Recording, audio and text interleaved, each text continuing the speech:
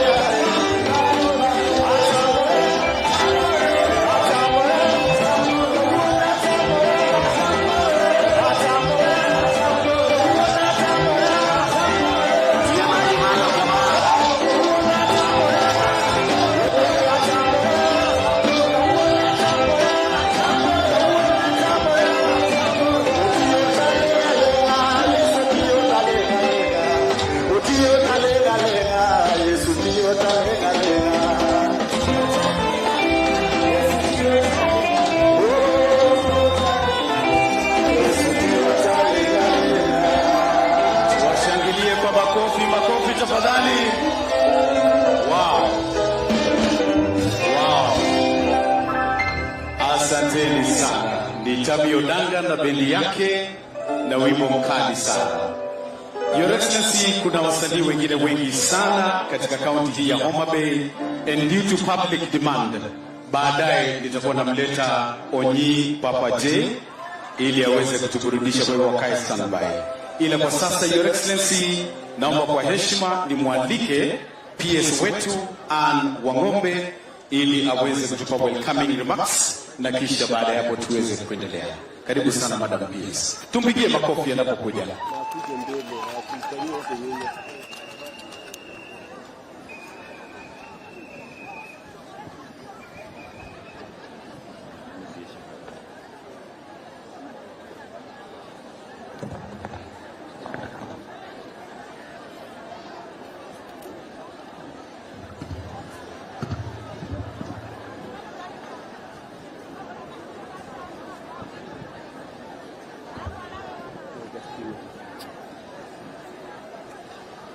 Her Excellency Mrs.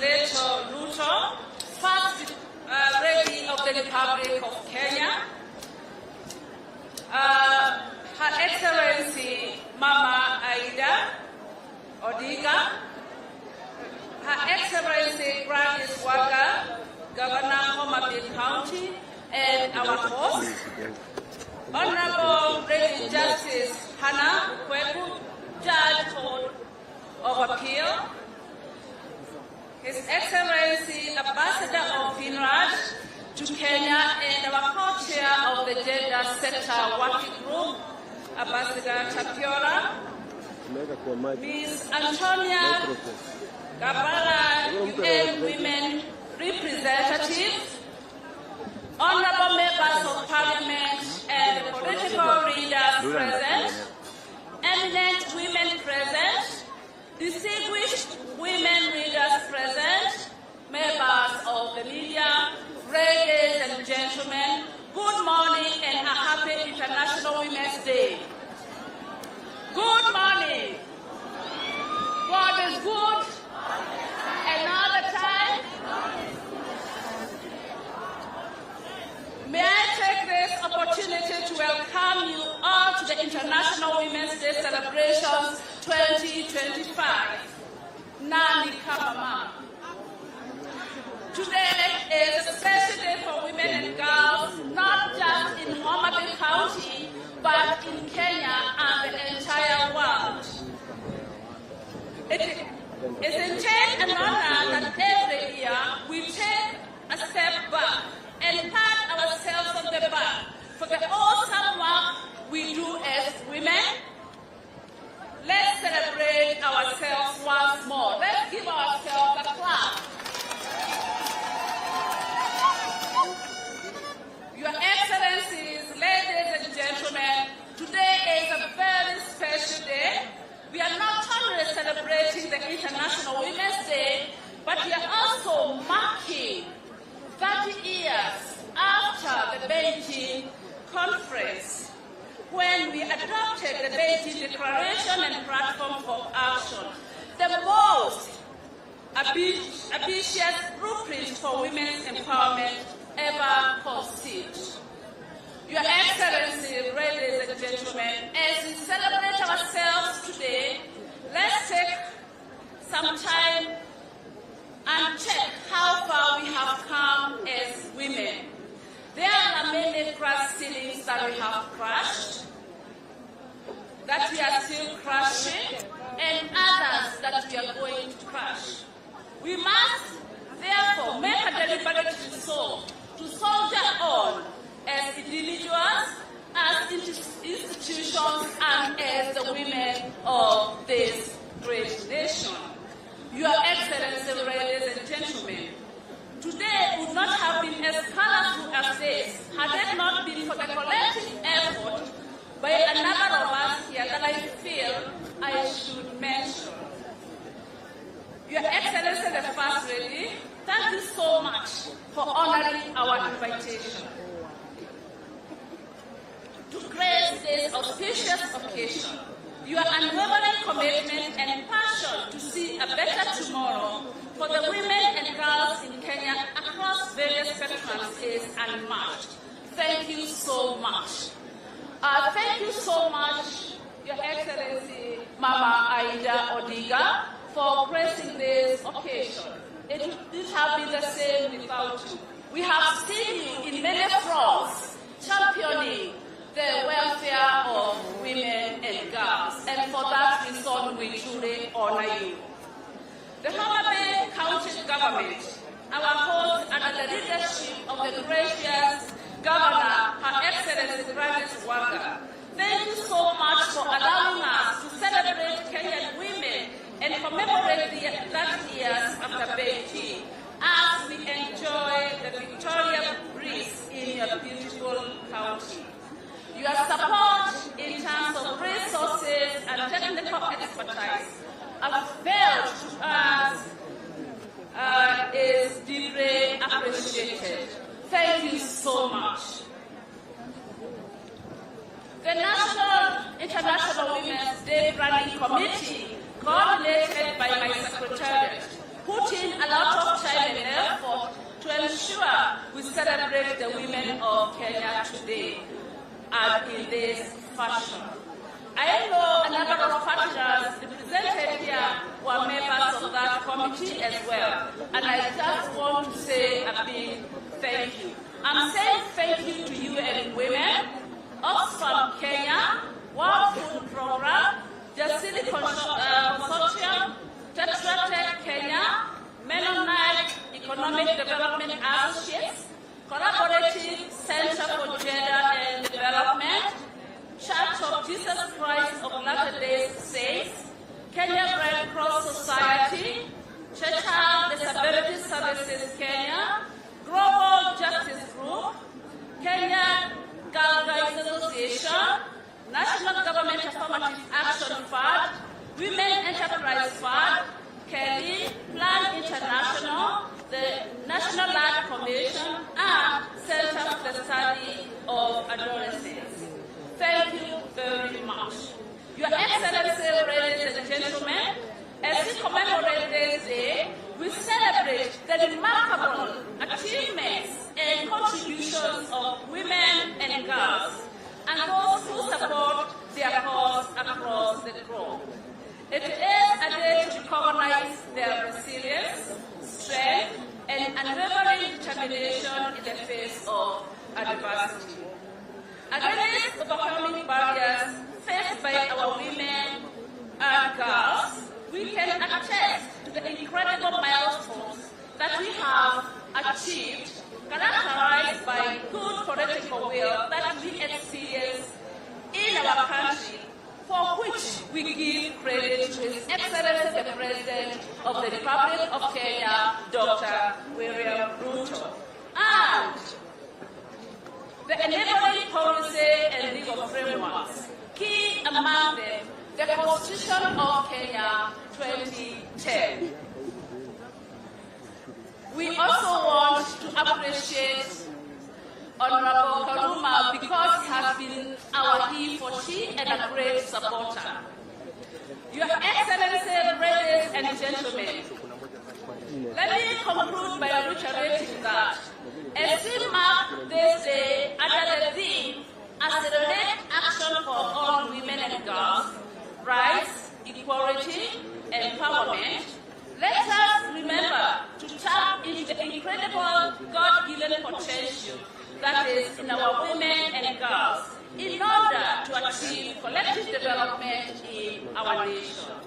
I thank you all, and once again, Happy International Women's Day.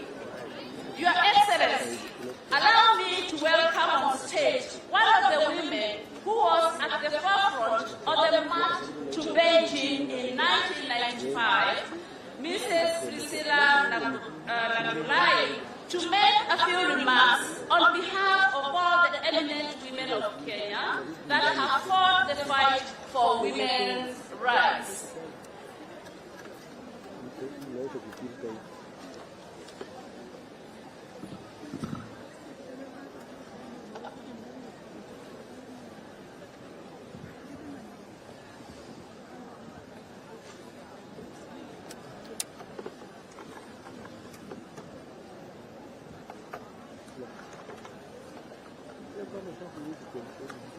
God is good all the time,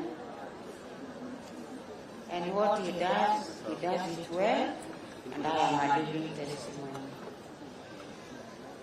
Your Excellency, our First Lady, Mama Rachel, our Excellency, the Governor that we admire so much as a woman, that is, Your Excellency, Mama Odinga, sorry, I was looking at her. Your Excellency, Mama Aida Odinga, I can also call you Mama Taifa. Wewe ni mama yetu. Si ni mama yetu.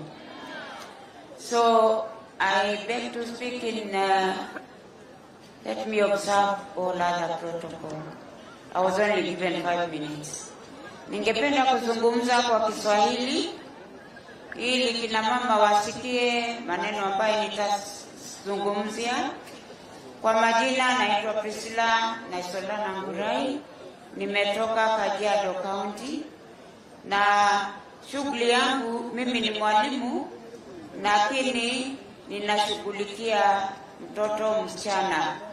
I run a rescue center for girls where I rescue them and keep them, and then I give them an education up to whatever level God allows me. Pia ninafanya na wakina mama kuwainua ili wajue haki zao na wapiganie haki za watoto wao.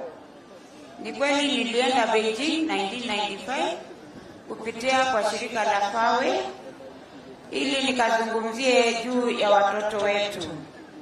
Na nilifurahi kwenda na kukutana na kina mama kutoka mataifa mengi sana na kujua kwamba mama ana shida kila mahali. Sio sisi tu, lakini ni kwa kila taifa unakuta kuna kina mama wana shida. Lakini nikiangalia hiyo miaka 30 ambayo imepita, nikizungumzia Kenya, najua kuna kazi imefanyika. Na inafanyika kupitia kwa kina mama kama hawa unaona hapa. Na ningependa kuwashukuru sana kwa kazi ambayo mnafanya bila kuogopa. Zamani nilikuwa ninaogopa, lakini Mungu aliniwezesha na bado ananiwezesha. Asante sana kina mama wa Homabay. Aore.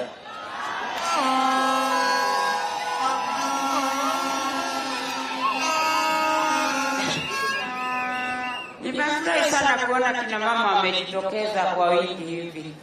Mama hongera, tizio hapa.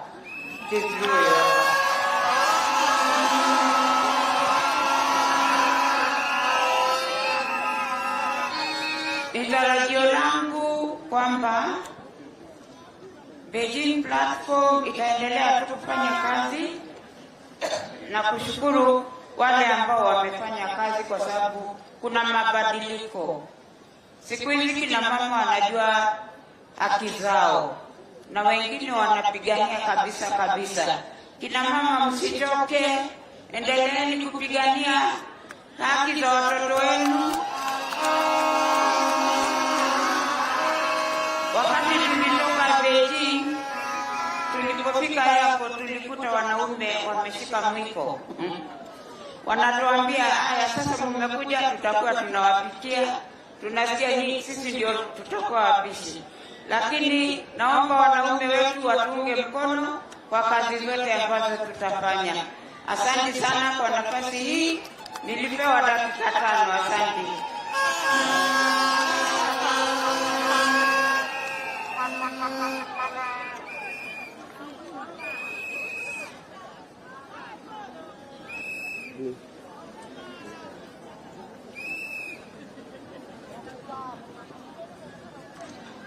Your Excellency, today we are honored to have these eminent women, and for sure you are our number one, Your Excellency. Mama Aida Odinga is also a great reader that we look up to. We have Professor Maria Nzomo. Where are you? I don't know whether I can give you the mic to just say hello briefly, kindly.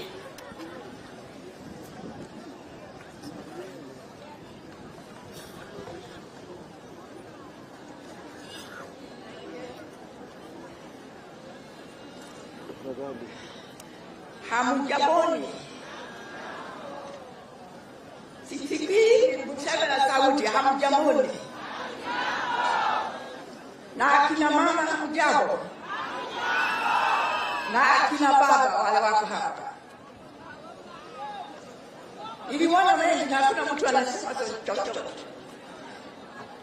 Since I have just been told to greet this very distinguished audience, let me first start by recognizing the most eminent women among us who continue to inspire us to continue in this struggle for women's rights. I want to start by our gracious First Lady of this Republic, Homabay. Thank you for being here. Her Excellency, my good friend, here these days you are called Canon, so I have to say Canon, Dr. Odinga. She was my schoolmate, so she doesn't mind. Yes, we were interested in speaking. Amusiki?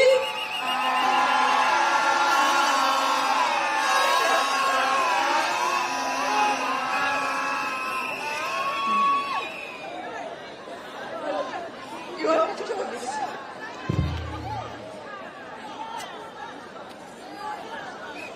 All right, I was standing. You haven't been said. I was just greeting the eminent women here present. And I had just finished with the second one, which is already on here, Odinga. You know her very well.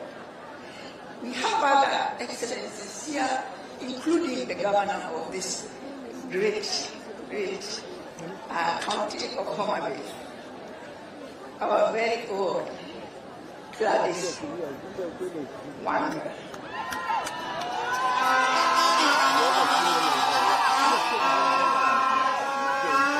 Thank you very much for hosting us.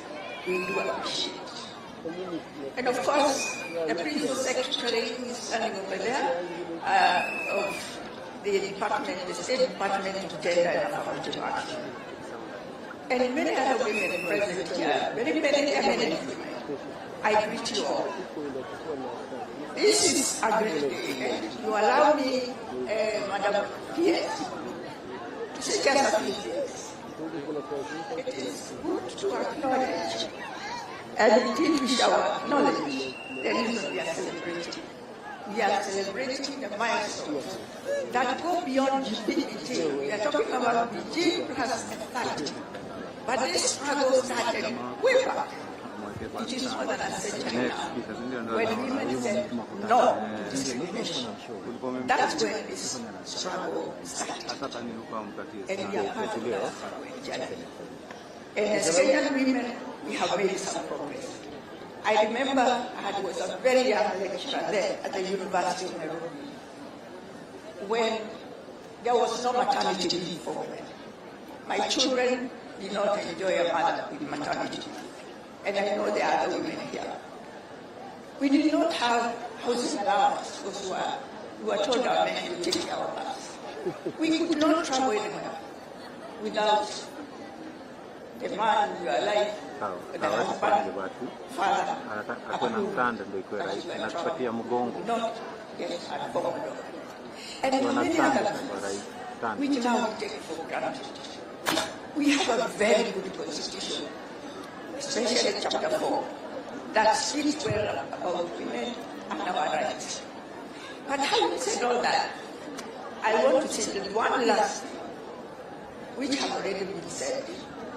We need to move on the rest of this journey in united, holding hands, despite any diversities that may be among us as women, whether it is age, whether it is ethnic background, whether it is religion, whatever it is. Let's tighten our hold on each other. Because this battle cannot be won without women pulling together in one direction. We must do that. Accelerated action will not work unless we tighten our hold on each other and forget about those things that supporters are divided. I'm also calling upon men. This part will not be fought by women alone. We need men to support us. We really need you to support us. And especially on this one thing that has been lagging for 20 years now, the affirmative action. We want to see more women in leadership. If you don't know, because I am a professor, I do know this because we do statistics.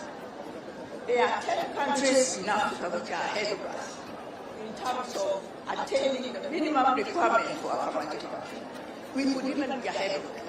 But because of this affirmative action, which has not yet been implemented, and I know our government has said they are going to implement it, but we need as women to move for it.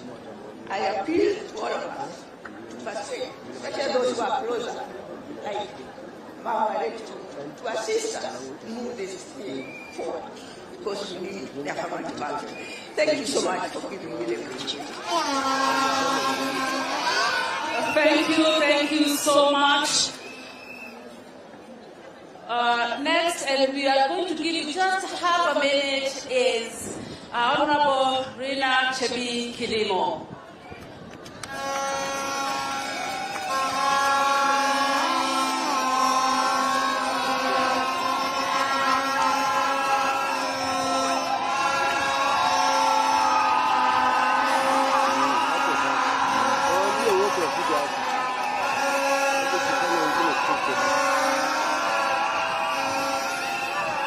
Thank you very much. Our guest of honor, Mama Rachel Ruto.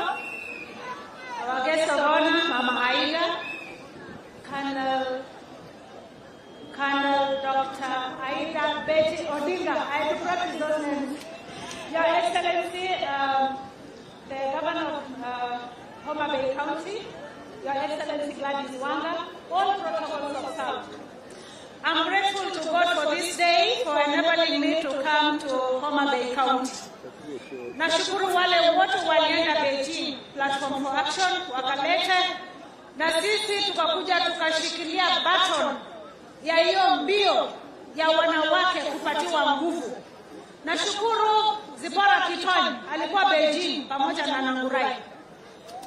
Yeye na Tabitha Sei, mimi kutoka jamii ya Wakalenjin, wakanifundisha, wakanishika mkono, mpaka nikaingia bunge, nikaenda ku-implement. Beijing walikuja na vitu 12 ambayo walisema lazima zifanywe ndio tupate usawa duniani.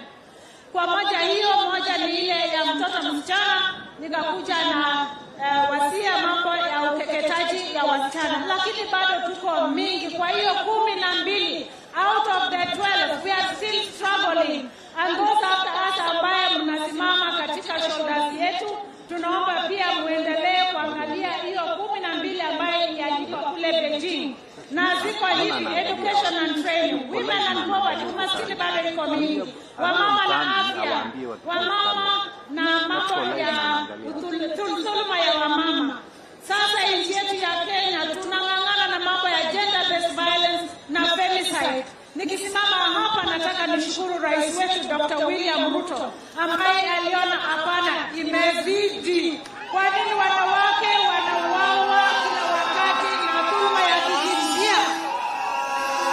Akaanza technical working group ambaye mwenyekiti ni Dr. Nancy Barasa, mimi nikiwa mmoja wao pale, na tunatarajia tukipata hiyo ripoti, wanaume tafadhali mshikane mkono na rais wetu kuhakikisha ya kwamba dhuluma ya kijinsia, mauaji, kitu wanaita kwa Kiingereza femicide, imezidi. Mshikane na rais wetu kukomesha hayo yote. Nataka nimalizie, ziko mingi lakini kuna moja hapa ambaye ninaomba wamama wetu hapa, women and armed conflict. Pengine kwa Kenya hatuna vita na mataifa zingine, lakini katika North Rift kuna kitu inaitwa cattle rustling. Wamama wanaumia kabisa. Your Excellencies, I beg you and all those who are coming after us to implement this. We have done our part.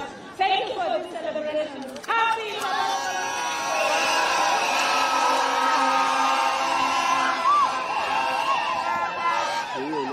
Last but not least, we have Madam Lehab, maendeleo ya wanawake. We are giving you half a minute.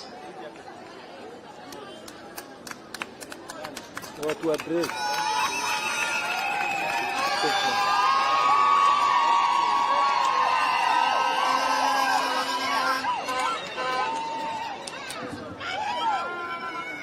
Your Excellency, the First Lady, by the time I your minutes, Canon Mama Aida, Mheshimiwa Gladys Wanga, kwa niaba ya maendeleo ya wanawake, allow me niulize wamama wale walienda Beijing, starting with Mama Aida Odinga. She was in Beijing. Can you, on behalf of the late Pamela Boya, the late Grace Okot, the late Jane Keano, the late Oriero Komanduli, can we give them a moment of silence? Those are the ladies, together with Senior Council. Those are like Lilian Mwaura, Mrs. Pauline Kanozo Musyoka, Commissioner Anne Wamba, Anne Wangwera, Dr. Akinyi, Senator Beth Mungo, and our first woman cabinet minister, Mama Yiva Mwendwa, led people to Beijing. 1 second. Asanteni, with those few remarks, because of time, allow me to say, Your Excellency, the journey was started by Maendeleo in 1975. The women went to Mexico. 1985, we had Nairobi onward-looking strategies. That one, Your Excellency, I participated as a businesswoman to Liusa Biondo na vinyago mingi sana Nairobi. 1995, you have seen the team, and after that, the journey has gone over that years. Your Excellency, our First Lady, my request on behalf of Maendeleo, ila ninaombea hawa mama. Mama, tunajua umefanya kazi sana na empowerment of women na Njoiwo. Tunakuomba Mama First Lady, poverty imepiga wa mama sana. Tusaidie, tushike mkono, ndio tufanye hima tangi ya maji na tufanye kazi ya kutoa umaskini. Mama First Lady, protect me, Your Excellency, because you need to hear this on this day. We have an issue of girls giving birth at the age of 13. Canon, I'm an Anglican like you, Mama Aida. You are a teacher. We cannot afford English to be number 3 in the world where our girls are giving birth at 13 years. Our PS gender is here. She's done a commendable job. We need to change that. With those many remarks, First Lady, we were with you in Kenya School of Government, and thank you for launching for the youth, a program for the youth. So with those few remarks, our sister Gladys Wanga, you are the second woman to chair a political party. Tunakushukuru. Shikilia hapo. Asanteni sana. Thank you. Thank you very much. In the interest of time, because we are constrained, allow me just to recognize, and please bear with me, UN Women County representatives, wherever you are, please stand and wave at the people. Please face the camera. Thank you very much. FINRAD Ambassador and Co-Chair of the Development Partners Gender Group, His Excellency Ambassador Chapiora. Thank you very much. Honorable Lady Justice Hannah Okwelu, Judge of Appeal, Judge of High Court of Appeal. Thank you very much. And with all humility and respect, allow me to invite Her Excellency Honorable Gladys Wanga, Governor of Homabay County.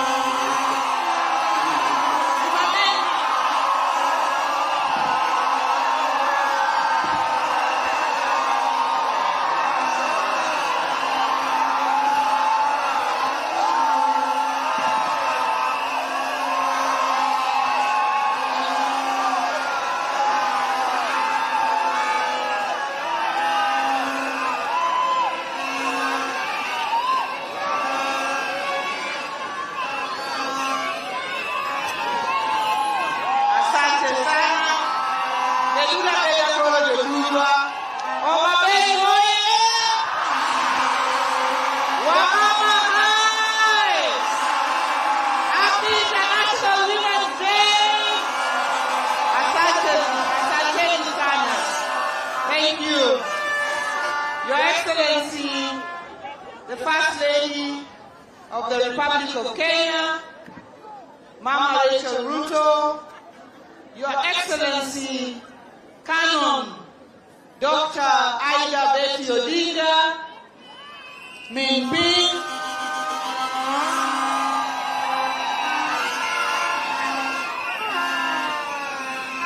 eminent women who have come together to celebrate together with us, the State Department of Gender, led by the Principal Secretary, who chose Homabay for this celebration, our elected leaders present, all protocol observed. Hamjambo.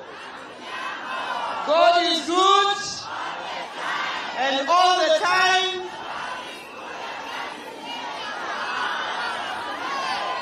Thank you very much. I will do a few things before I speak and invite our higher leadership. Madam P.S., I was sitting next to the Finland ambassador together with our UN Women Country representative, and I want to ask you to just excuse me because nimeona wakiwa na notes hapo na wameandika vitu mingi kwa hizo notes. Tangu tukae hapo wamekuwa wakiandika notes.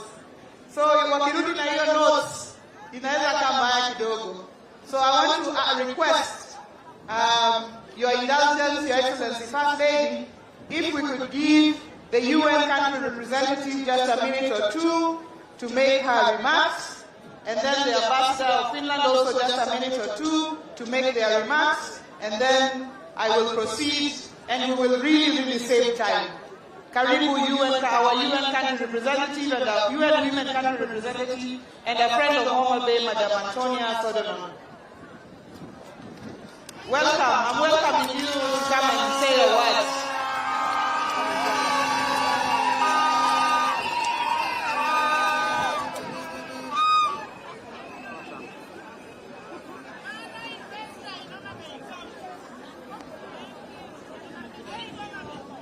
Good morning. Your Excellency, Madam Ruto, Madam First Lady, Your Excellency, Mama Aida, it is a pleasure for me to be here on this very important day. It's a great pleasure for me to be here on this very important day. It's very difficult to say all the things that have been done in 1 minute. So if you allow me, I am profoundly honored to stand before you today as we gather to commemorate International Women's Day 2025 under the timely theme Accelerate Action for All Women and Girls, Rights, Equality and Empowerment. This year's theme called for action that can unlock equal rights, powers and opportunities for all. Central to this vision, ladies and gentlemen, is empowering the next generation, the youth, particularly our young women and adolescent girls as catalysts for lasting change. Allow me to start by thanking the government of Kenya for its unwavering support to the gender equality and women empowerment agenda in this country. This is evident in several ways, including government commitment in driving the 2/3 gender rule agenda, the national care policy, now with the cabinet for consideration, national women economic empowerment policy, the Women's Charter, and recently the established task force to address gender-based violence. Ladies and gentlemen, Kenya is one of those countries that have achieved enormously in terms of the normative framework. Despite the progressive constitution that promotes gender equality and women's empowerment in Kenya, gender inequality remains the key issue of concern. It is deeply rooted in negative social norms, entrenched patriarchal value and gender stereotype. Women continue to be excluded from leadership and decision-making spaces. Women are still vulnerable to sexual and gender-based violence, including femicide. They still suffer from female genital mutilation, child marriage, and other harmful practices. Ladies and gentlemen, first I would like to give you a few areas that we can refocus our energy on. First, the need to embrace and commit to financing for gender equality. This must be strengthened. We need to be able to allocate. Kenya is that country that can allocate budget for women and girls in order to address all the challenges that we are meeting. Secondly, we must invest in women as a fundamental human right. Women's rights, and I repeat it, women's rights are human rights. And this is the cornerstone of inclusive development. A woman and a girl can boost for the economy of this country. The third point is we must accelerate girls' participation in new technology, education, the jobs of the future. And if we are not doing that, we are marginalizing a good portion of the community.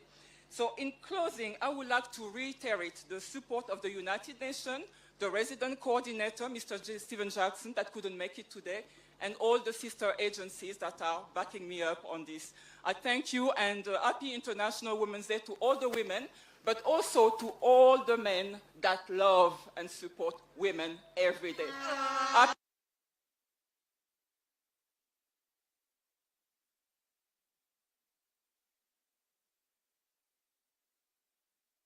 You come and make a few remarks. Karibu. This is a he for she. Please let's give him a clap and a round of applause as he comes to make 1 or 2 remarks.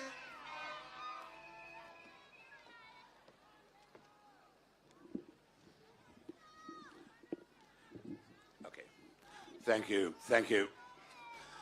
Your Excellency, Madam Rachel Ruto, First Lady of the Republic of Kenya, Your Excellency, Madam Ida Odinga, Excellency Governor Gladys Wanga, great to be here, and my dear, dear friend, UN Women Country Representative Antonia Sodonon, Excellencies, ladies and gentlemen, it is a pleasure to be here.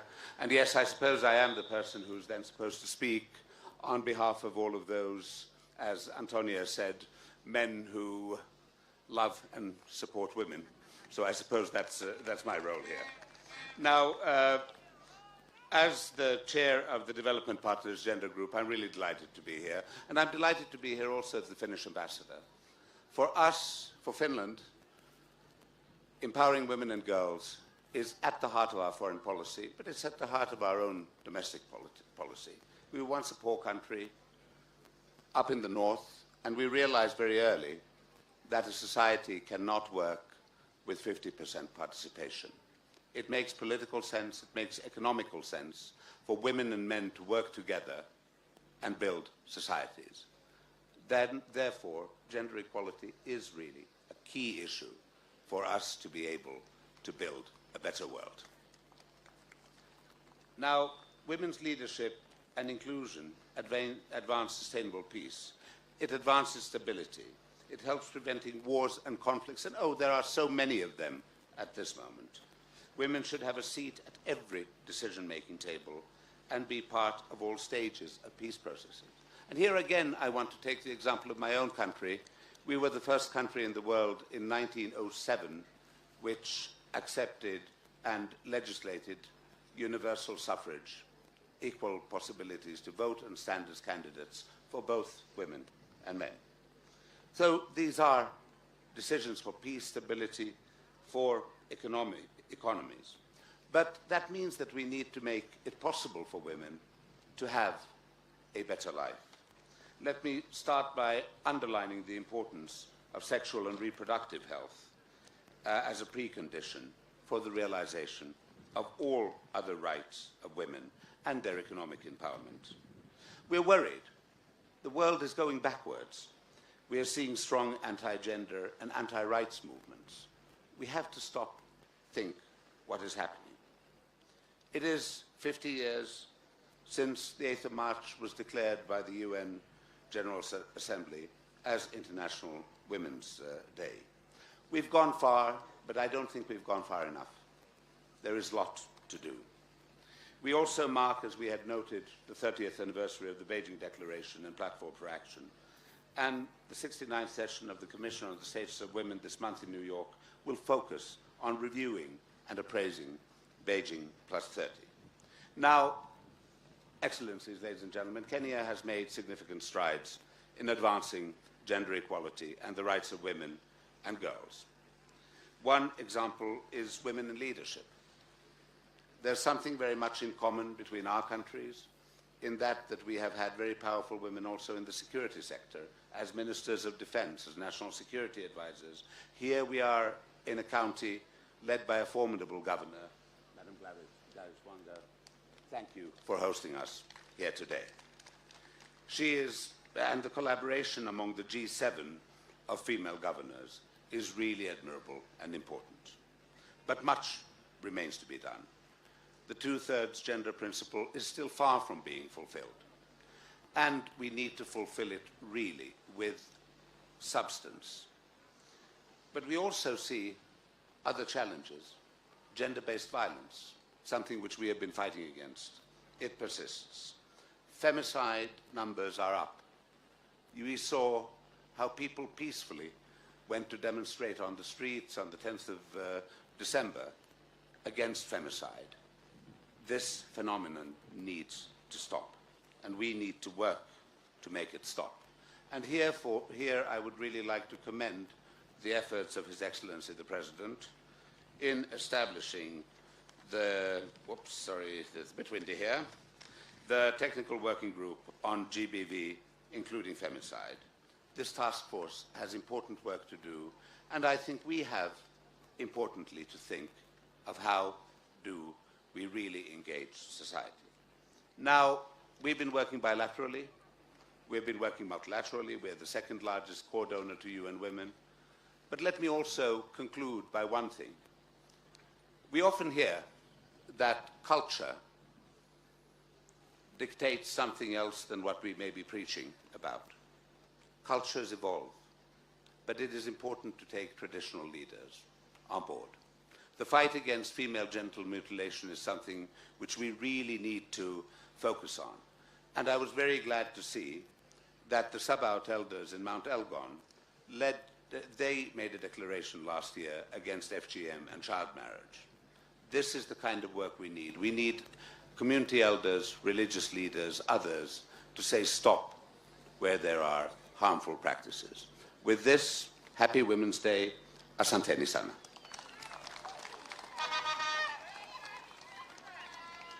Thank you very much, Ambassador. Let me recognize the MCAs who are present here, members of county assemblies, from Homabay and from everywhere else.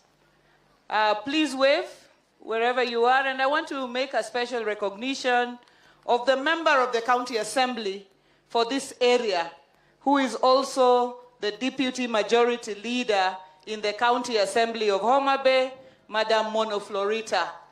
She is the one who takes care of this town. She is a woman elected MCA. Makofi kwake tafadhali. Asante sana. I wanted to make that special recognition. She's also an Ogande girl, Mama. So Ogande girls are powerful girls. We had requested to be given even just one term at Ogande so that we can also become Ogande girls. At this juncture, I'd like to welcome up on stage. Let me recognize the National Government Administration. Tafadhali, our county commissioner and your team. Tafadhali tu msimame, our DCCs, our chiefs, our security team. This is the team that makes sure this is done and well done. Asanteni sana, Bwana Moses Lilan, our county commissioner for Homabay County. Let me welcome upstage our MP for Homabay Town Constituency. He for she, Honorable George Peter Opondo Kaluma.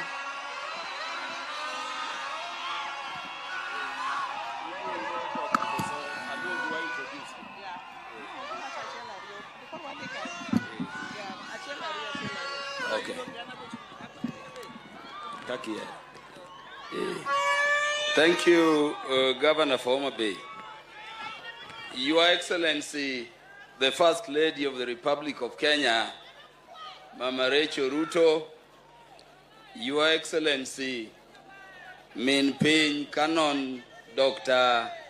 Aida Betty Odinga, the diplomats present, Your Excellencies, we have before us the Honorable Lady Justice Anna Ukwengu, the only judge of the Court of Appeal this side of the country, Your Excellencies present, the eminent women who went to Beijing, alive with us here today, fellow members of Parliament, members of County Assembly, and all distinguished women here present. Happy International Women's Day. Your Excellency, I'm informed time is very short. Allow me to call to the stage all members of Parliament here present so that to the national gathering herein. And Your Excellency, as they come,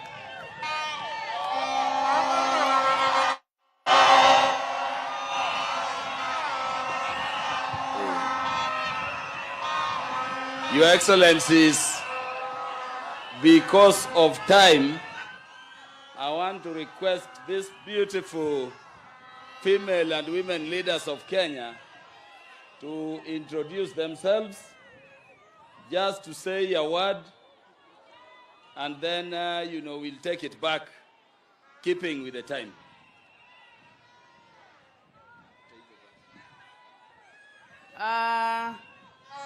Happy International Women's Day.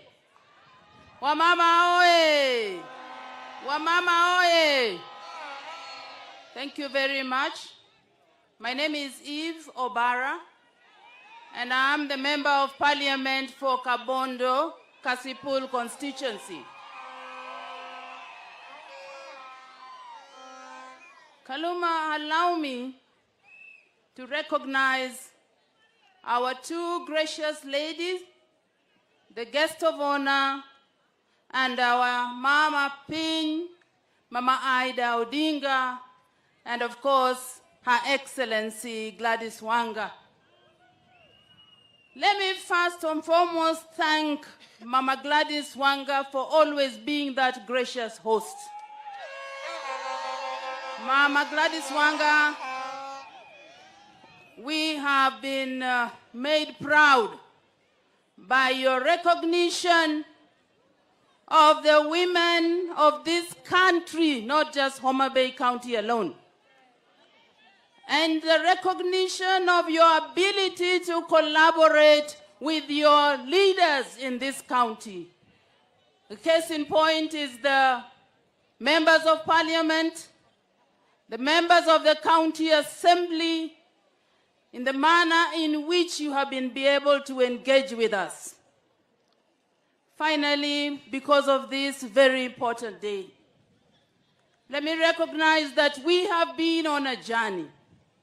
And you have seen the women who have been on this journey, who have passed on the baton to us from 1995 when we started talking about human rights and women's rights. Gimati moreka jodala wa kawuono wa paro ni mine oseka okang manade kodok kuom tich mamine timo gikombe magibede mar leadership.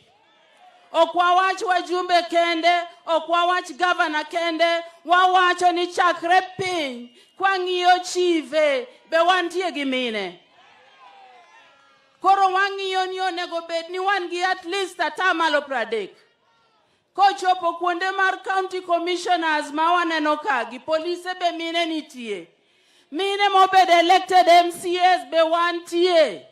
Kochopo malo MPs Homabay County anyalo wacho gi mor to gi nyilo ni want to win 50-50% a political representation.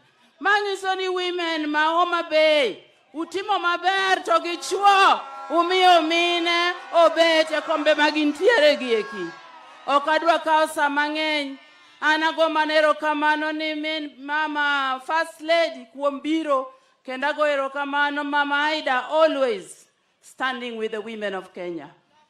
Mogik, Mama Gladys Wanga, of course, we don't even have to say. The leadership mobiro kate, erokamano uru, mad Nyasaye telnu, wa mama oe! Erokamano uru.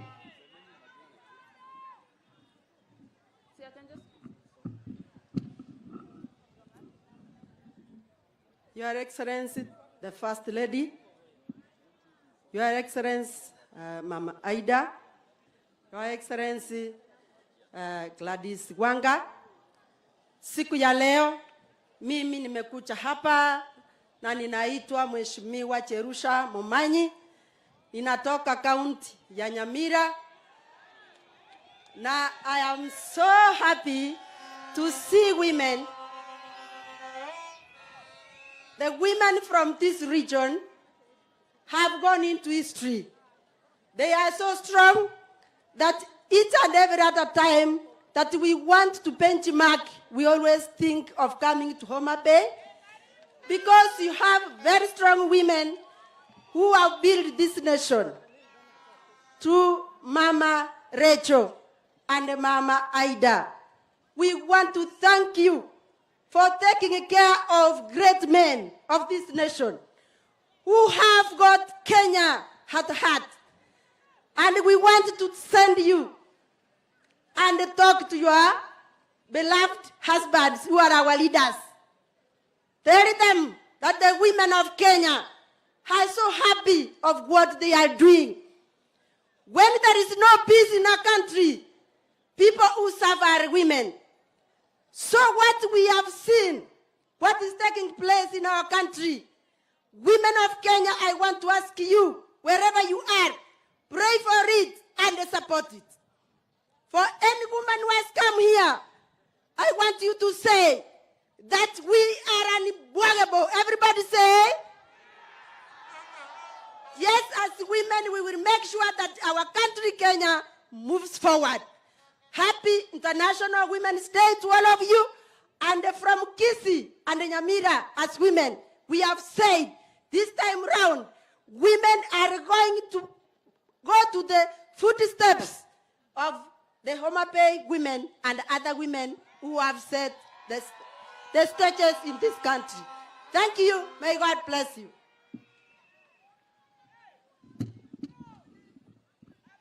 Thank you very much. Wamama oye! Wamama oye! Allow me to stand on the protocols that have already been observed because of time. My name is Irene Nyakerario Mayaka, a nominated MP from the great party of ODM and the incoming chair, thank you, and the incoming chair of the Committee of Regional Integration in National Parliament, thanks to the great women of our party. I just want to take this singular opportunity to salute the First Lady, Mama Rachel, our mother, Mama Aida, for the great things that you do for us, my sister, the Honorable Her Excellency Gladys Wanga, the eminent women who went to Beijing when some of us were still in primary school, and to all the women who are here, I salute you all. Let's keep supporting each other. Back home, I am an anti-FGM champion, and we continue to tell our girls not to accept the practice. But I just want to tell all of you, tuzidi kukua akina mama wa maana katika nchi letu la Kenya. Nyasaye ber, tosechete, erokamano, Mungu awabariki.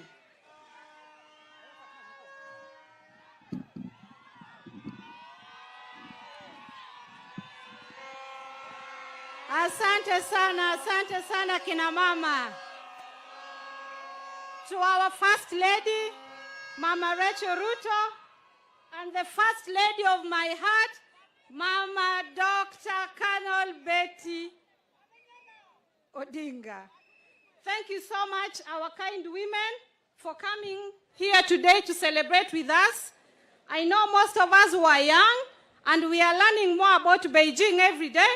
But I can promise our women who are already in heaven and those who are still on this earth that me as Fatuma Full Network, I will carry Beijing to my kitchen today. Since I wasn't there physically, I'm physically present in my kitchen as a Beijing woman. And I want to wish all the women happy International Women's Day. And I want to wish His Excellency, Dr. the President William Ruto of Kenya, happy International Women's Day. Not forgetting the Baba of the nation, Raila Amolo Odinga, the Prime Minister. Happy International Women's Day.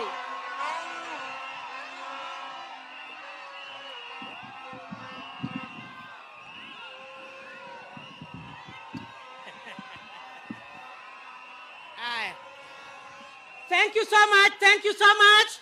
Bwana Yesu asifiwe. Bwana Yesu asifiwe. Your Excellency, Mama Rachel Ruto, Your Excellency, Dr. Ida Betty Odinga, distinguished guests, ladies and gentlemen, Homabay County, happy International Day. Thank you so much. As the county woman representative, I want to take this opportunity to thank our Excellency Gladys Atieno Nyasuna Wanga for having given us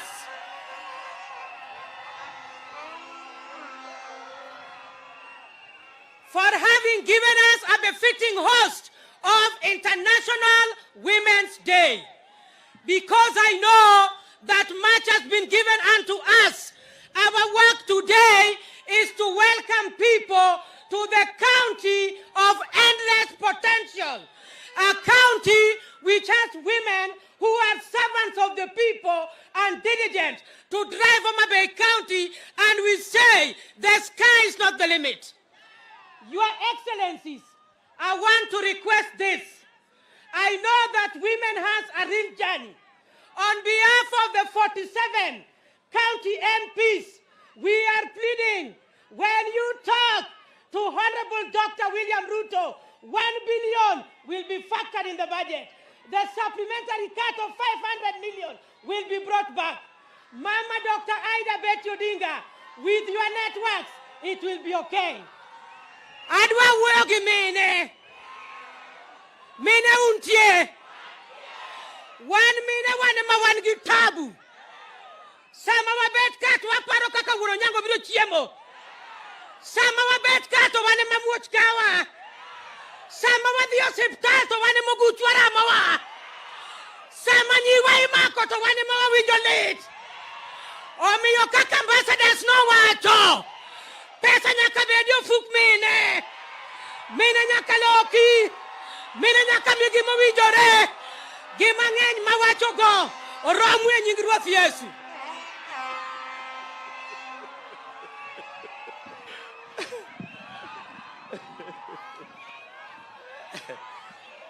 Yeah, because of time, we have very great women around here. Just give me a minute to formally welcome the First Lady and Min Ping to Homabay County. And First Lady and Min Ping, Homabay is home. Come to Homabay anytime, because this is the constituency and this is the county where the 2/3 gender principle has never been an issue. In Homabay County, we are nearly at 50-50. And it has never been an issue for us since we passed the new constitution. But Min Ping, we salute you for the good work you are doing in the area of education. Our First Lady, we salute you for the good work you are doing around women's economic empowerment. And we celebrate the 2 excellencies here present today for the good work they are doing to bring up women. Let me end by thanking the national government for choosing Homabay to host this particular event because of the reasons I've given, but more so because of the governor we currently have. Homabay County has the first female governor west of Kenya. And Main Payne and First Lady, we don't celebrate Governor Wanga just for the sake of it. But we are celebrating Governor Wanga because of the good work she's doing in representing women leadership. And we want to urge other women leaders across the country to work as hard as Governor Wanga has been doing. I'm one person who deeply believes that we are going to move the number of our governors up from the 7 that they are today, not downwards to 6, but to 16, as we had also said on this ground before. With those many words, welcome to Homabay. Have a good time. And really, for us who are here for she, let us welcome back our governor to now take the programs from there. Thank you very much.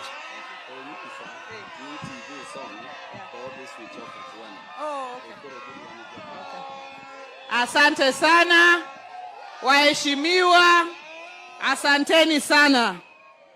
CCs ambao wako hapa, tafadhali msimame mpunge mkono. Our CCs who've been working hard with the gender department to make this possible. Roslyn Omolo, our CC for devolution, and Grace Mercy Osewe, our CC for health. Your Excellency First Lady, I also happen to be the national chairman of the largest party south of Sahara and north of River Limpopo, the party ODM. And I want to ask all members and officials of ODM, tafadhali mpunge mikono, mahali popote mko. I have seen Catherine Okoth, the woman leader of the ODM party in Nairobi. Magi Sewe pia asanteni sana, Mungu awabariki. Let me just make my remarks very briefly and start by really thanking you, Your Excellency First Lady, for making time to grace the 2025 International Women's Day celebration here in Homabay. I also want to thank very much Her Excellency Canon Dr. Ida Odinga for making time to come together with you so that we celebrate the women of Kenya. And we are happy that you're here because it is most appropriate for you to be the ones who are here. Because, Your Excellency First Lady, you have put in a lot of work as far as economic empowerment of women is concerned, and you move from place to place on the table banking agenda for the women of this country so that women, as has been said by previous speakers, can have money in their pockets. Mama Ida Odinga, you are synonymous with empowerment of the girl child and the empowerment of women in this country. People like myself who can today stand here as governor of Homabay is because you have held my hand. You have held the hands of many women, particularly in our party, for them to reach positions of leadership. Kwa sababu wakati uchaguzi unakuja, kina mama hawana mahali ya kushikilia. You can be thrown out by the men very easily, especially when you're going for positions as senior as governorship. And Mama Dr. Ida Odinga, we thank you because you have never left women behind when it comes to political emancipation of the women. I want to use this opportunity to thank very much the eminent women who went to Beijing, on whose shoulders we stand. And they have been listed here. I don't want to go over them again. Mama Ida, you were there. All the women who were there, Mama Naisula, you were there. You have given us your story and what you had to overcome. We don't take it for granted that because of that way that you opened, today we are accelerating progress in terms of women in leadership and women's place. We are not where we ought to be, but we have made steps forward. The gaps remain. Yesterday, I was very happy. When we were at KICC, when we were formalizing, His Excellency the President was this side, and His Excellency Right Honorable Raila Amolo Odinga was on this side.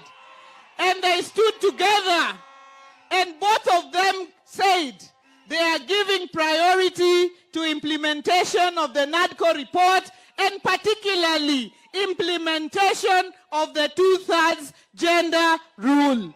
They made that commitment, and it couldn't have been a better gift for the women of Kenya ahead of the International Women's Day today. In Homabay and across the country, we still struggle with the triple threat of sexual and gender-based violence, teenage pregnancies, as well as new HIV infections, particularly among young women. These are issues that we must confront head-on. As a county government, we continue to push, but we are looking at effort from across the board to help in pushing this agenda. As a region, as women of the lake, we have come together under the banner of Siganyinam. Siganyinam means women of the lake, coming together under the patronage of Mama Dr. Aida Odinga to push forward how we can mitigate the issue of the triple threat. If every day in every hospital you have a child giving birth to a child, then we will have a generation of lost women. We must deal with this issue, not tomorrow, but today. We have already said the underlying issue is economic empowerment of our women. Women must have money in their pockets. If you have money in your pocket, even the mzee is very happy with you. Koso? Tokisi koni wono chienge we anango? Apat koso kapat? Koduogo godhiambo gimoro onge mesa. Nino kiwe gimoro. Igwe sianda di koso gwe.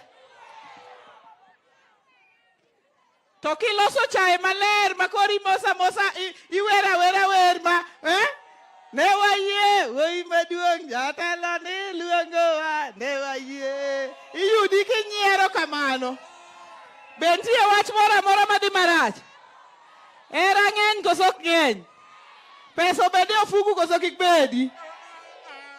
On the area of education, we must continue to support, just like our boys, our girls, to go through their education. And as Homabay, we run a mentorship program called now the Governor's Mentorship Camp, which brings together all our girls and all our boys for them to be mentored. And this month, I'm happy that Madam Antonia and many guests will be here on March 28th for our Governor's Mentorship Camp that will be at Ratanga Girls. In conclusion, I'd like to say that Homabay is blessed this year. We are blessed because we are today the hosts of the national celebrations for the International Women's Day. Come 1st of June, Sunday 1st of June, Homabay will be the host of Madaraka Day here at the Raila Odinga Stadium in Homabay. Come the 12th to 16th to 15th of August, all governors in Kenya, all senators in Kenya, all MCAs in Kenya, all CCs in Kenya, the President of the Republic of Kenya, the Baba of Kenya, kila mtu hapa Kenya will be back in Homabay for the 2025 Devolution Conference. Kwa hivyo, mwaka huu ni mwaka wa kina mama na ni mwaka wa Homabay. Finally, lazima niongee kidogo kuhusu mambo ya jana, ama namna gani? Kwa sababu mimi ndio mwenyekiti ya chama kikuu. Lazima niseme kidogo. Awachi kozo kikawachi. Sisi tulikuwa tumemwambia baba kama kiongozi wetu kwamba baba, wewe ndio kiongozi wetu, na ukisema tuende left tutafanya nini? Na ukisema tuende right tutafanya nini? Na ukisema tufaya tunafanya nini? Na jana baba alitupea mwelekeo. Akasema ya kwamba tuingie katika ile broad based arrangement na tupatiane support kwa serikali ya Daktari William Samoei Arap Ruto.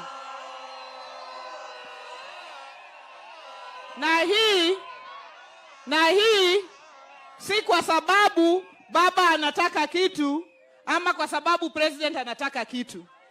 Ni kwa sababu Kenya ni yetu sisi sote. Na jukumu ya kuunganisha Kenya ni yetu sisi sote.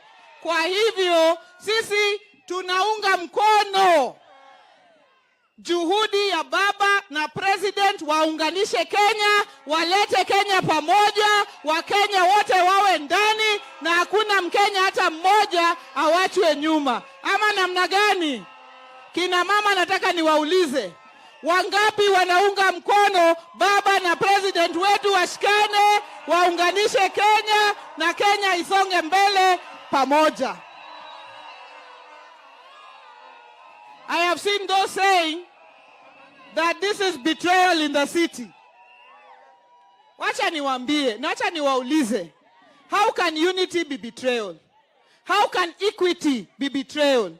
How can bringing Kenyans together be betrayal? How can addressing the youth issues, youth unemployment issues be betrayal? How can inclusivity be betrayal? Sisi wacha tushike njia moja, tuunganishe Kenya na tusonge mbele. Ama namna gani jameni? Koro in Kiswahili madumo gote, makobe Kiswahili majoa mabei, ni wacho nokia Kiswahili. Kine?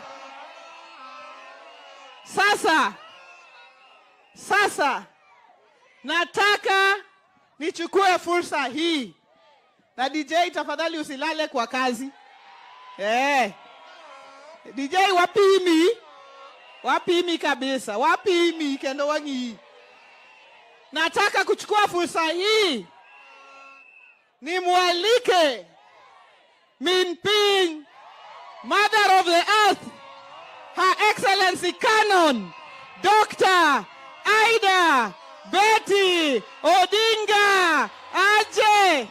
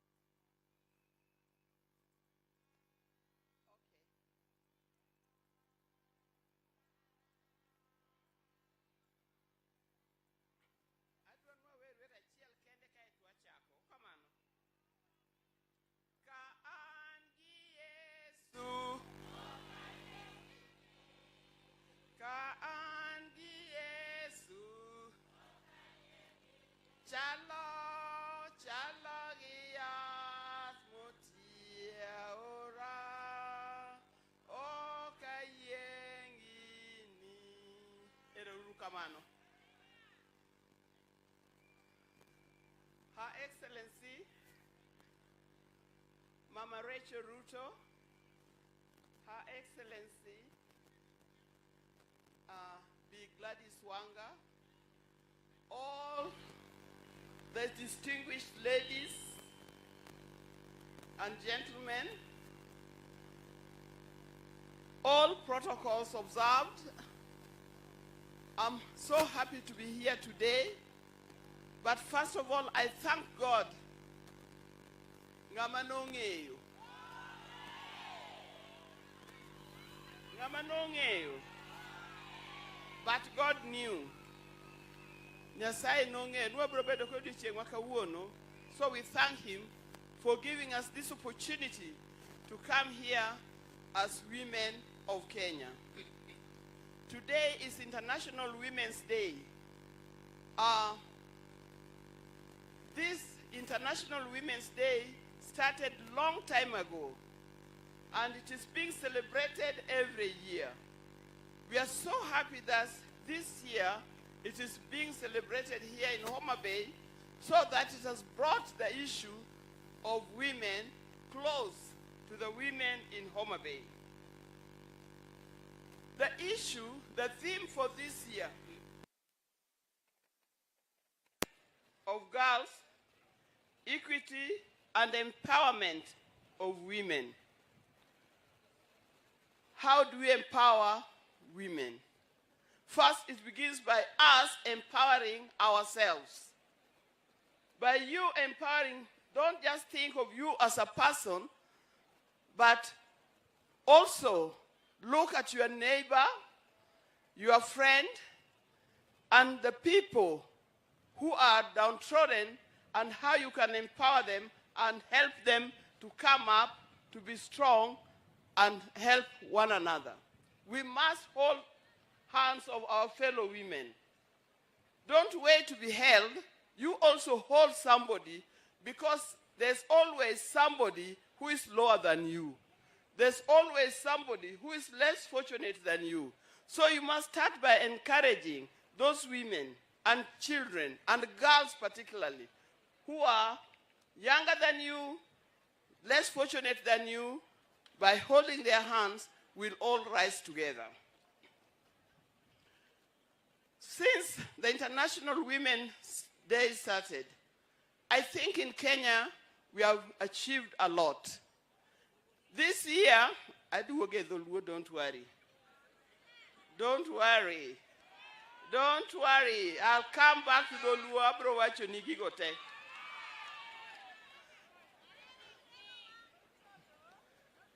Tangu, since International Women started, this year it coincides with Beijing meeting, what we call Beijing Platform for Action. You know, that thing started, we heard of it for many years.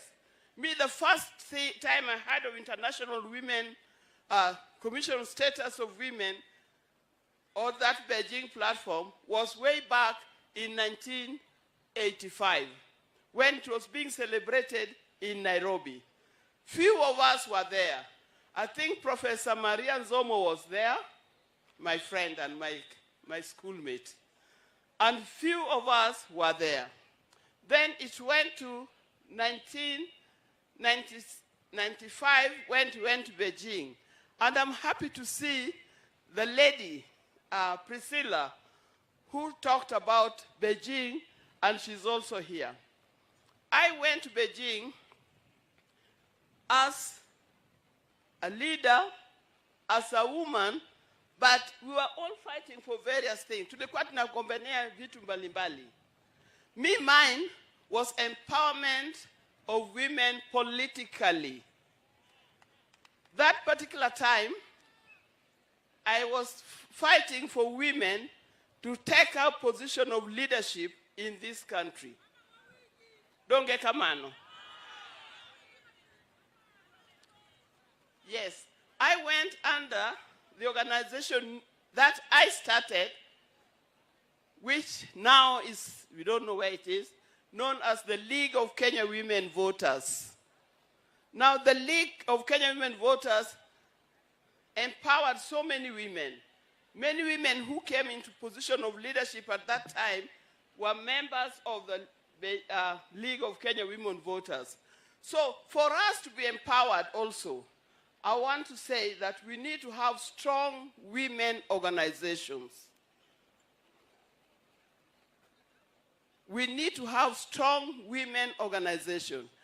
Now, like organization, we hear of maendeleo ya wanawake. But organization also like FIDA,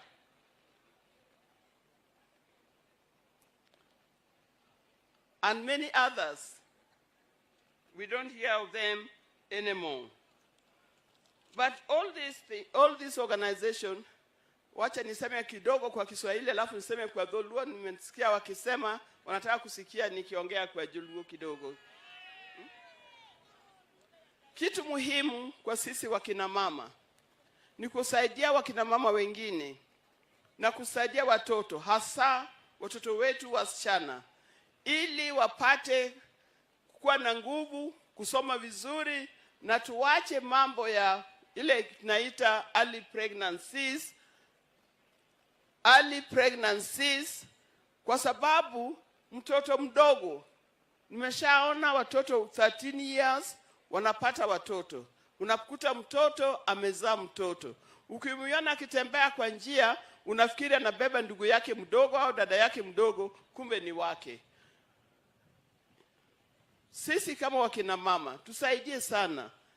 Tujaribu sana, tuwafunze, tuwaonyeshe hiyo tabia iachane naye. Na saa zingine unakuta hawa wasichana wadogo wanazaa na wazee. Hata si vijana wa rika yao, wanazaa na wazee. Kwa hivyo mimi napenda kuambia wazee wale ambao wako na tabia ya hiyo, tafadhali mstep backwards.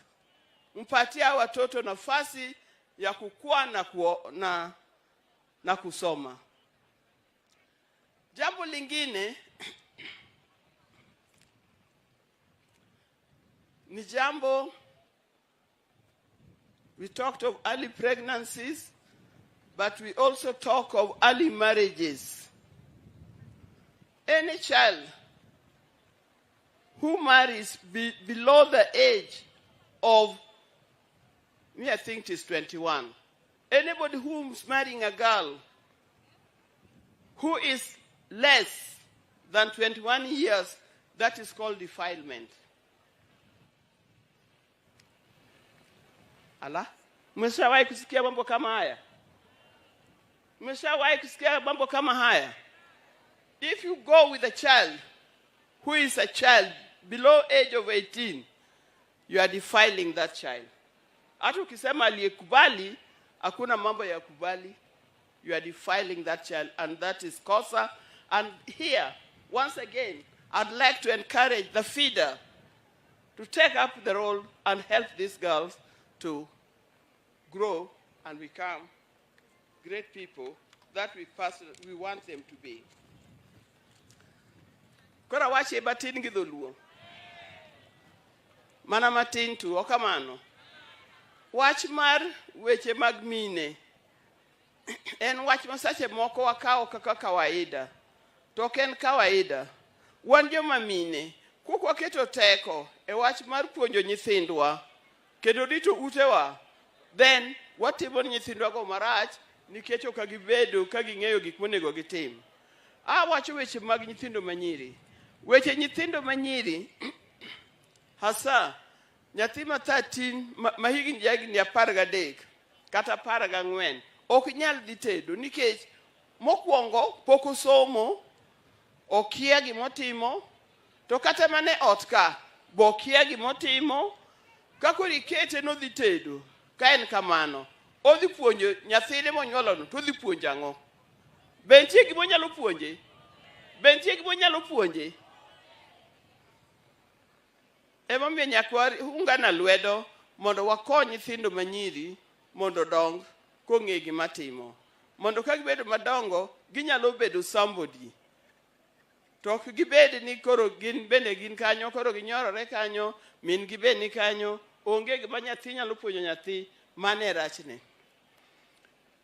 An, seche moko iluonga ni Nyarugande, anya pinje mang'eny e Luoland ka. Anya Homabay. Aneno nyi Ogande girls kani ka. Pod gintie. Aneno nyi Ogande girls. Adwan mondo joma mine, particularly mine ma Homabay, wagero gimoro e skund cha, tigere ni nyithindo manyiri. Wagero ot maduong' ma kamoro kata mana meeting ma koro wan go kani. Korumo, to un duto nyalo jonje odno bua chopi, wabed gi bura e hall no. Omiyo kiwinjo ni wabiro Homabay, wabiro Ogande, ka intie Homabay County, bia Ogande kucha warom kucha. O kamano. Wadwa kete gik mang'eny mopogore. Wadwa kete computers, a library. Wadwa nochop ndalo moko makaji somo, kaka ndalo moko mentie ndalo mag COVID cha. Nyithindo nok som, nok dhi school. Tiwacho ni nyithindo somo e sim, nikode mi nyathi sim mondo som go. Twadwa nwager gimoro kacha, ma in future, ok sim, to nyithindo, japuonj nyalo bet kamoro achiel, to puonjo nyithindo e Kenya mangima through television. To mano nyalo timore, twadwa mondo kwok timore e pinywa ka kendo mana Homabay ka. O kamano. Ang'eni kawuono, awacho mana matin, tamor mar romo kodu, amor mar nenou, to gimitimo no, kata in siasa, kata in japur, kata in johala, tich mitiyo no, tiye maber moloyo, ticha duto baditim. Give it your best. Whatever you do, give it your best.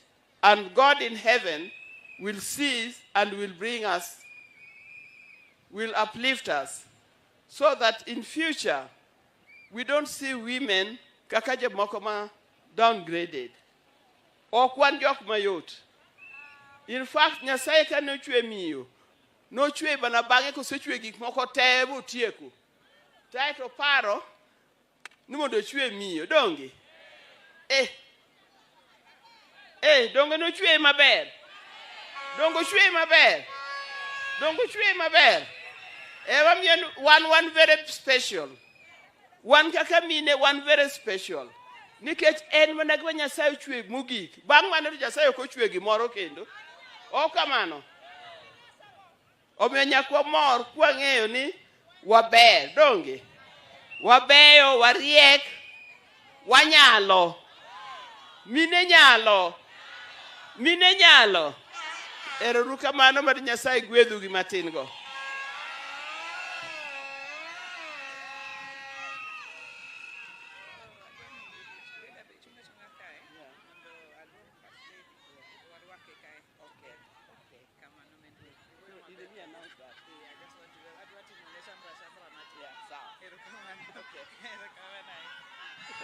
Aya, ere makofi ya mama Canon Dr. Aida Betty Odinga. Ere sigala mine ma Homabay, mwarwa kogo min piny. Bas. Koro, gini koro chope ng'iende. Ng'iende kosok ng'iende. Wapi onyi? Aya. Sasa nataka kila mtu asimame tafadhali.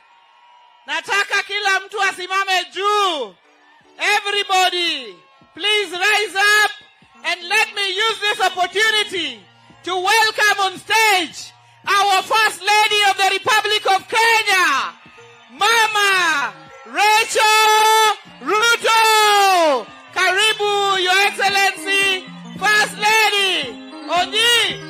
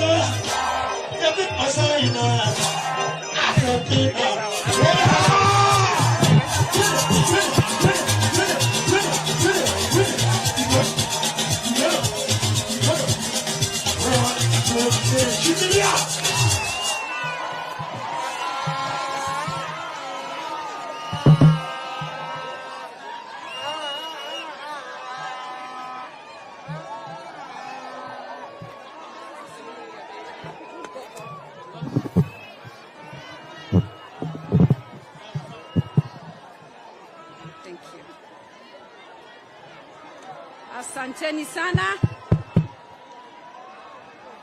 Asanteni sana. Asanteni sana.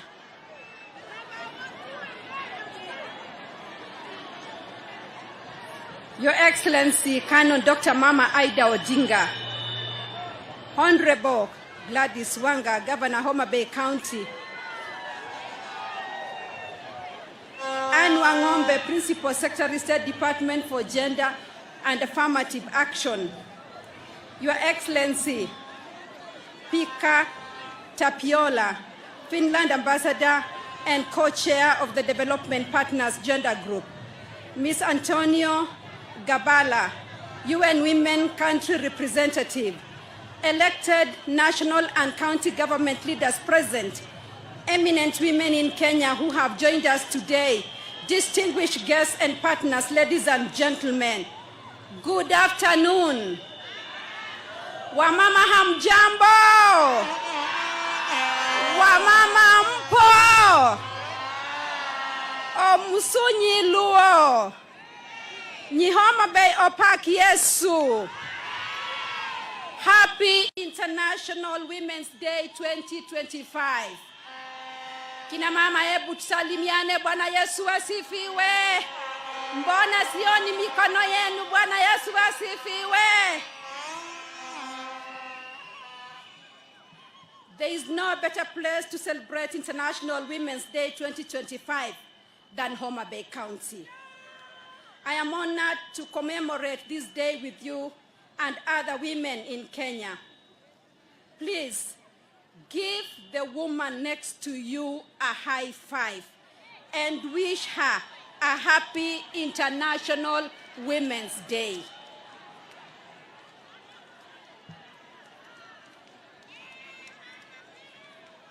Our Our President, Dr. William Ruto, sent me with his greetings and best wishes as we celebrate this day. Congratulations to Governor Gladys Wanga on making history as the first female governor in the Western and Nyanza regions.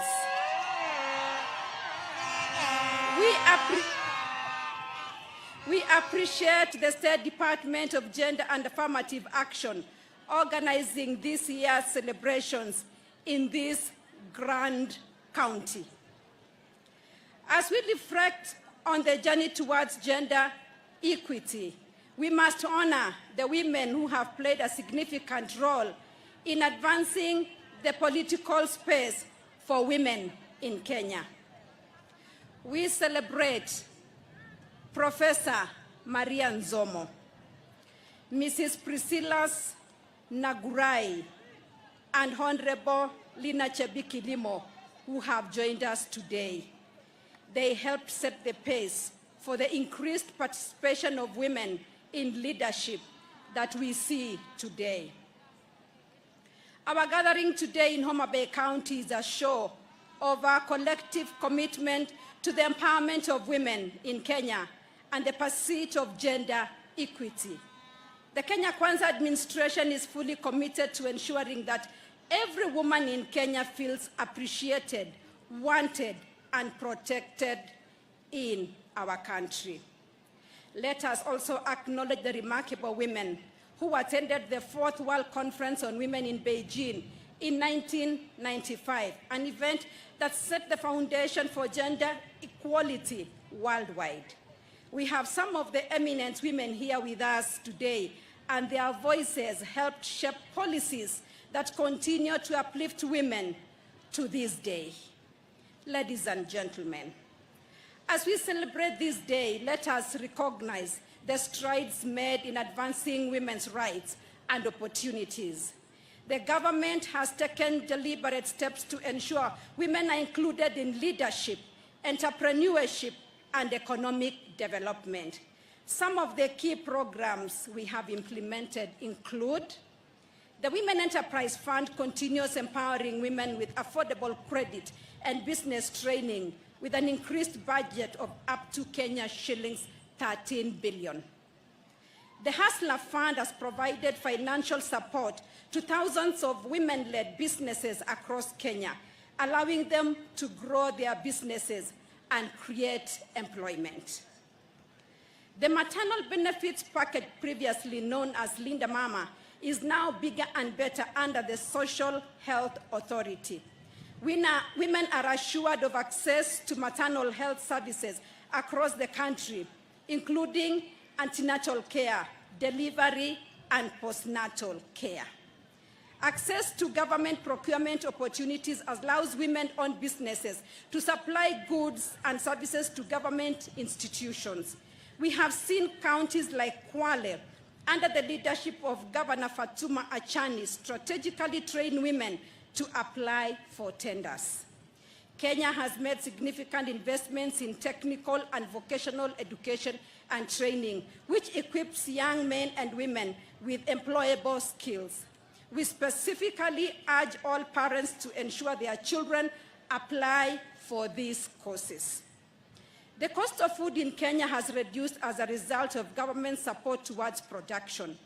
In 1 year, our nation has significantly reduced sugar and maize imports and instead put the money that would have been spent on imports in the pockets of our farmers.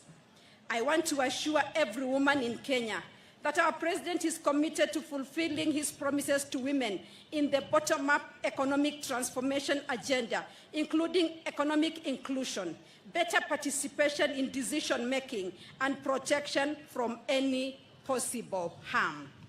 Ladies and gentlemen, we urge every woman in Kenya to rise and take their rightful position in the development of our nation. Women are great leaders, entrepreneurs, professionals, mothers, and the best friends this country could ever ask for.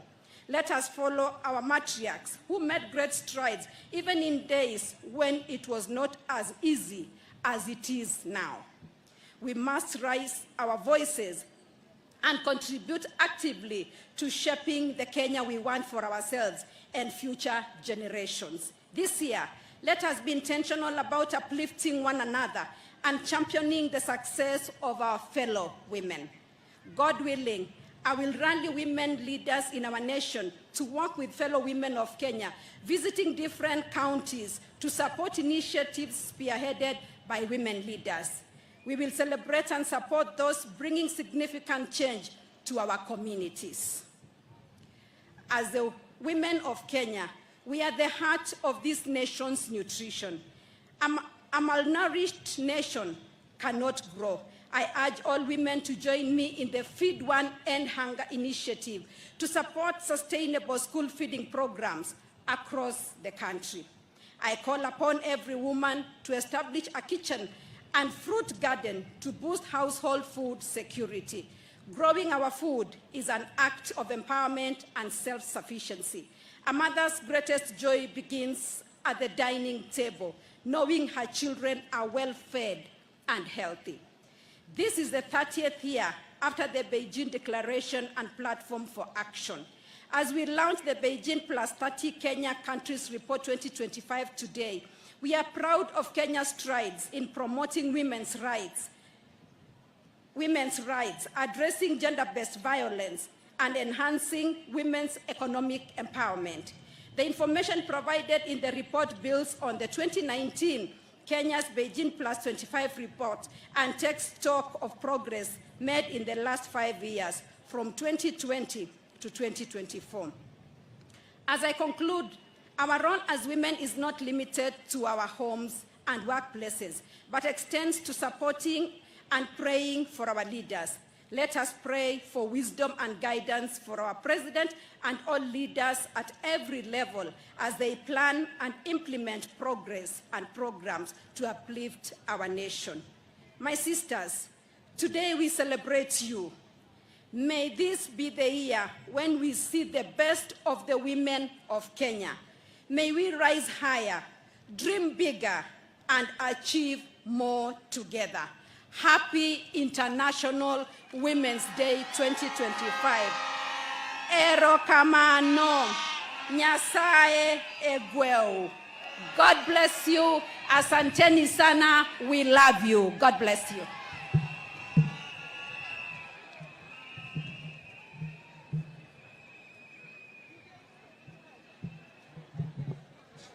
Your Excellency, tunakuomba ubaki hapo juu ya jukwaa ili tuweze kupeana tuzo kwa baadhi.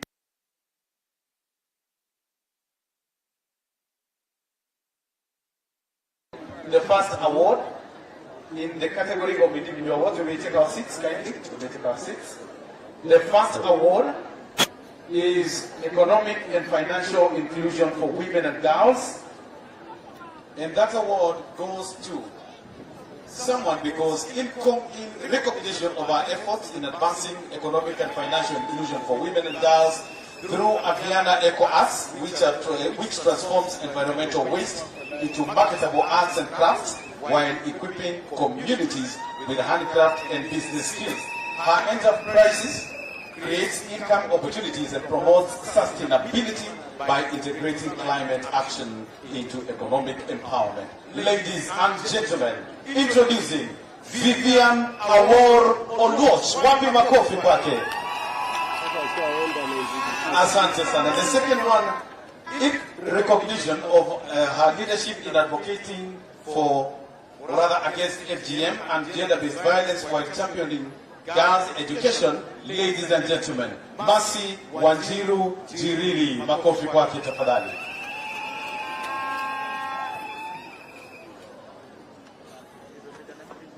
Next, in recognition of our outstanding efforts in advancing reproductive health rights for women and girls through Superb CBO, a feminist organization supporting underdeserved communities in Kibera, introducing Yasmin Mohammed Nasur. Wapi makofi.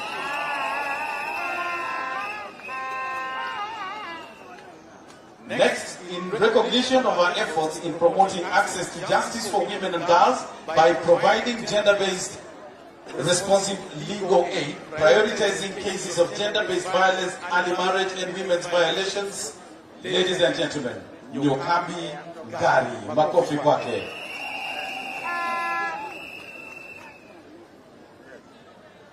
And now, institutional award, in recognition of its commitment to gender equality and women's empowerment through progressive work policies, inclusive hiring, and leadership opportunities for women. The winner is Kisii County Government. Wape makofi kwao.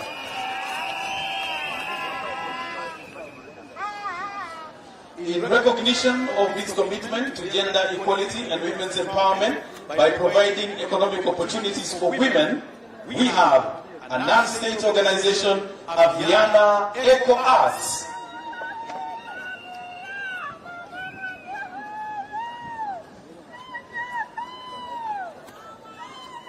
And now, Your Excellency, to the special category. Coming up next is a force to reckon with in the gender agenda. She has been behind the many government policies, and even as she presently serves in the private sector, she is keen to ensure support of the gender agenda. Ladies and gentlemen, Ms. Faith Kasiva.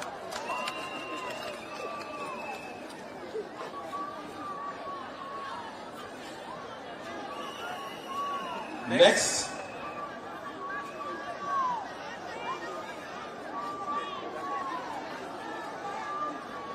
her efforts in women peace speak for themselves.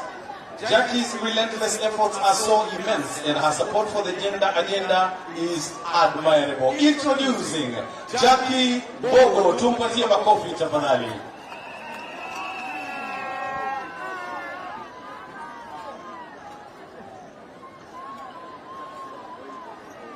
I request all of us to take the stage to take a photo with Her Excellency pamoja na PS na Governor.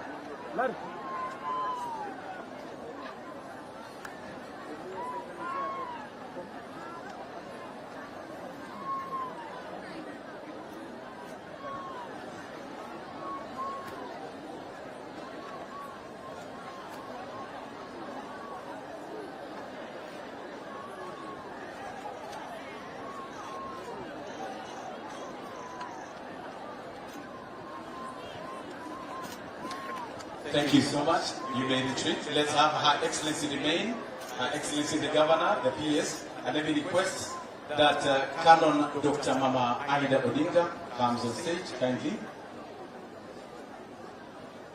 joins them. We want to launch the Beijing report. It's here with us.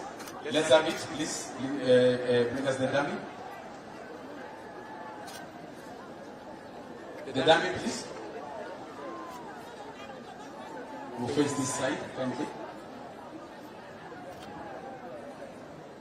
Naomba tuangalie upande huu. Tuangalie upande huu wa kamera.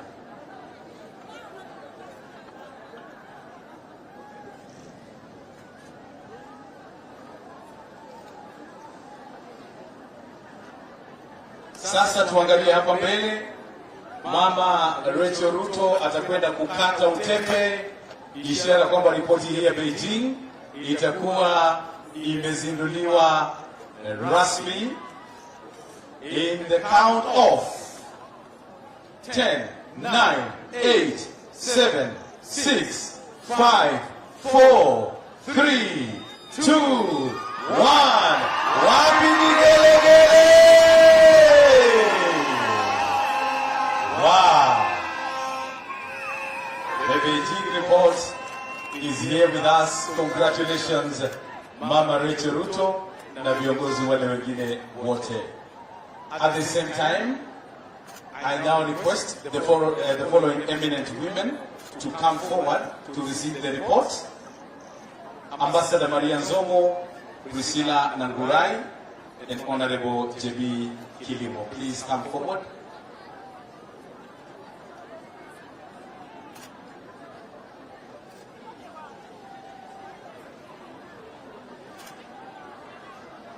Also hao ambao wako kwenye stage waweze kupata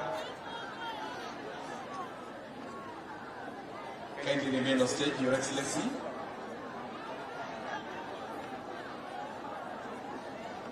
Everyone needs that report. We are going to have a moment of photos.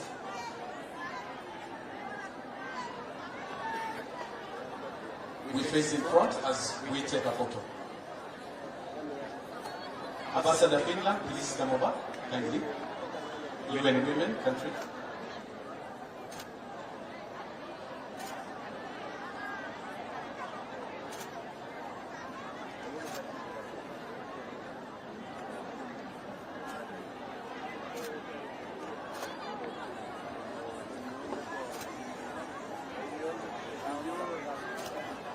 Tuweze kuonyesha hivyo vitabu. That's all the books. As you face forward, face in front. Tuwapigie makofi, makofi, makofi, makofi, makofi, makofi. Pongezi. Pongezi sana.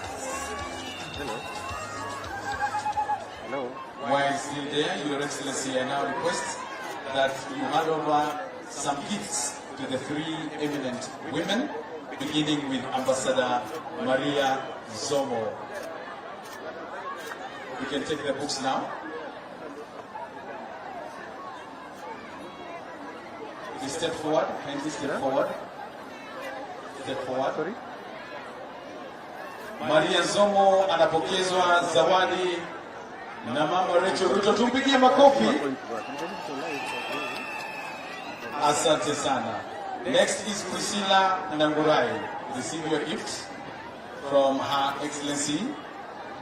She was among the first women who went to Beijing. Miaka ya kitambo sana kutetea kina dada. Makofi kwake. And finally, Honorable JB Kilimo.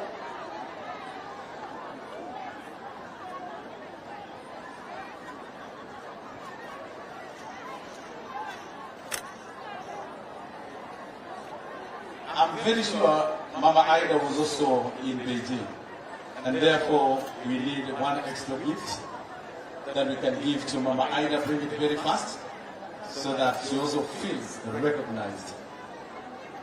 And that will be the final gift as we come to a close.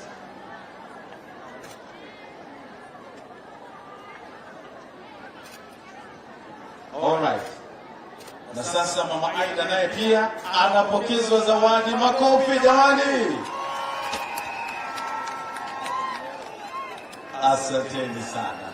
The rest of us will fall out so that we leave Her Excellency Rachel Ruto to lead us in the national anthem. Let us all fall out. Thank you.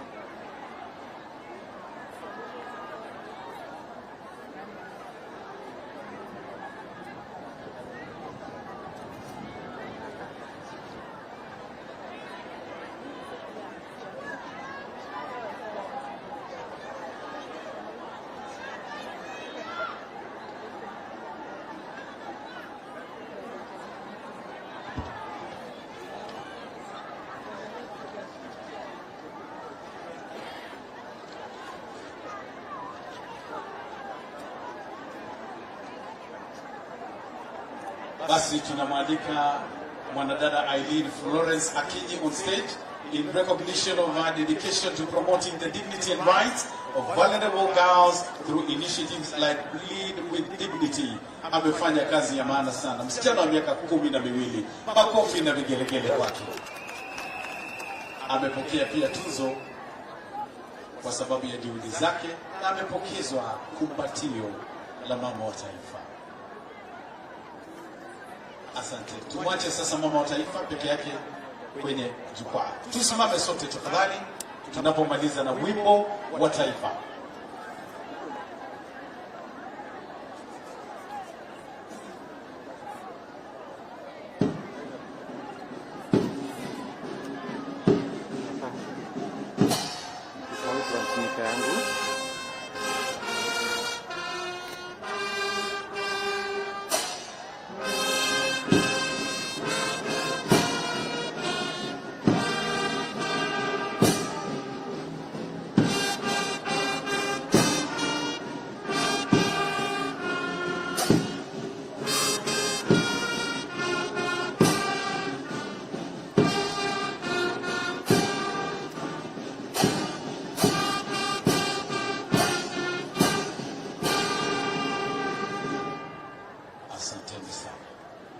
tunaweza kumpisha mama wa taifa pamoja na Canon Dr. Aida Odinga na gavana na ujumbe wao waweze kuondoka, na kisha sisi tutaondoka baadaye. The rest of us